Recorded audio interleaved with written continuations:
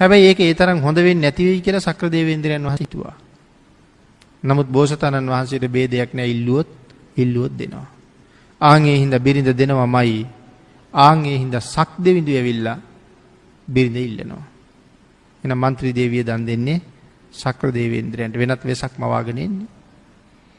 Taman බිරිඳ Tamanට දන් දුන්නාට පස්සේ නැවත മന്ത്രി දේවිය වෙස්සන්තර රජුරවන්ටම පවරනවා. දැන් එතකොට කාටවත් ආය മന്ത്രി දේවිය දන් දෙන්න බෑ. මොකද දැන් දන් දීලා තියෙන්නේ. ආය තව කෙනෙකුට දෙන්න බෑ. දුන්න වස්තුව අරන් දෙන්න සිරිතක් නෑනේ.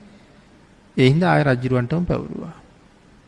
පවරලා සඳහන් කළා මහරජ යමක් ඉල්ලන්න ඕන නම් ඉල්ලන්න කියලා. වර 8ක් ඉල්ලන්න අවසර දුන්නා. ආංගින්චා වෙස්සන්තර මහරජු වර 8ක් ඉල්ලුවා. මොනවද ඉල්ලපු වර 8? එක මේ එතකොට ප්‍රාර්ථනා කිරීම. පළවෙනි එක තමයි මම ආපහු මගේ රාජ්‍යයට ගියහම මගේ තාත්තා හිත් සතුටින් මාව පිළි අරගෙන මට නැවත රජකම දානය කරන්න ඕනේ. ඒක පළවෙනි ප්‍රාර්ථනාව. ඉල්ලපු වරය. දෙවෙනි එක දඬුවමට ලක් වූවන් රාජ්‍යයේ ඉන්නවා රාජ උදහසට ලක් වෙලා දඬුවම් කරපු අය. ආන්ගේ දඬුවමට ලක් වූ සියලු දෙනාම නිදහස් කරන්න මට පුළුවන් වෙන්න ඕනේ. තුන්වෙනි එක මුළු රටටම මට දන් දෙන්න ලැබෙන්න ඕනේ. මගේ මුළු රටටම දන් දෙන්න මට පුළුවන්කම ලැබෙන්න ඕනේ.